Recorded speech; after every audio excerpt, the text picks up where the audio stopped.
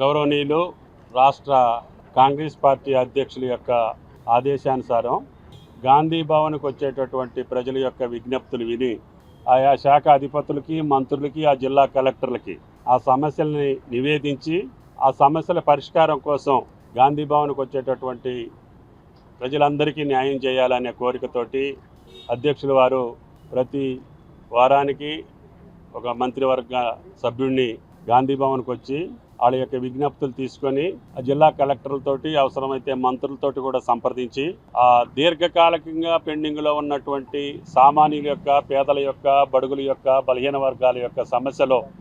పరిష్కారం గాంధీ భవన్కి వెళ్తే మాకు తీరుతాయి అనే విశ్వాసాన్ని, నమ్మకాన్ని కలగజేయటం కోసం ప్రదేశ్ కాంగ్రెస్ కమిటీ నిర్వహించేటటువంటి కార్యక్రమం విజయవంతంగా నడుస్తూ ఉంది. తప్పకుండా వాళ్ళు ఇచ్చినటువంటి ప్రతి అప్లికేషను, నాకు వచ్చినటువంటి అన్నీ కూడా కడు పేద వర్గాల నుంచి వచ్చినాయి. పెన్షన్ కానీ, ఇందిరమ్మ ఇళ్ల కోసం కానీ, లేదు సుదీర్ఘకాలం ఉన్నటువంటి రెవెన్యూ సమస్యలు కానీ, వీటన్నిటిని కూడా జిల్లా కలెక్టర్లకు పంపించడం, ఆ కలెక్టర్తో నేరుగా మాట్లాడి వాటిని యాక్షన్ తీసుకొని రిపోర్ట్ కూడా గాంధీ భవన్కి పంపించమని చెప్పడం జరిగింది. కాబట్టి జిల్లా యంత్రాంగం, రాష్ట్ర యంత్రాంగం గాంధీ భవన్ నుంచి వచ్చేటటువంటి ప్రతి అప్లికేషన్ను కూడా మీరు పర్సనల్గా స్క్రూటినీ చేసి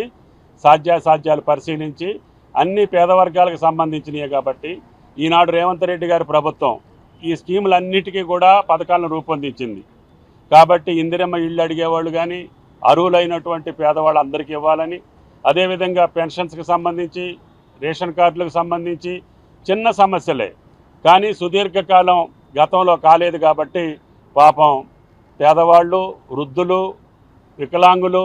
ఆఖరికి బ్లైండ్ పీపుల్ కూడా వచ్చి గాంధీ భవన్లో ఆసరా అడిగే పరిస్థితి ఉంది. వాటన్నిటిని పరిష్కారం చేసే బాధ్యత రేవంత్ రెడ్డి గారి ప్రభుత్వంలో తప్పకుండా గాంధీ భవన్ నుంచి వచ్చేటటువంటి అన్ని అప్లికేషన్స్ని హయ్యెస్ట్ ప్రయారిటీ తీసుకొని ఈ యొక్క గాంధీ భవన్లో ప్రతి సమస్య పరిష్కారం అవుతుందనే విశ్వాసాన్ని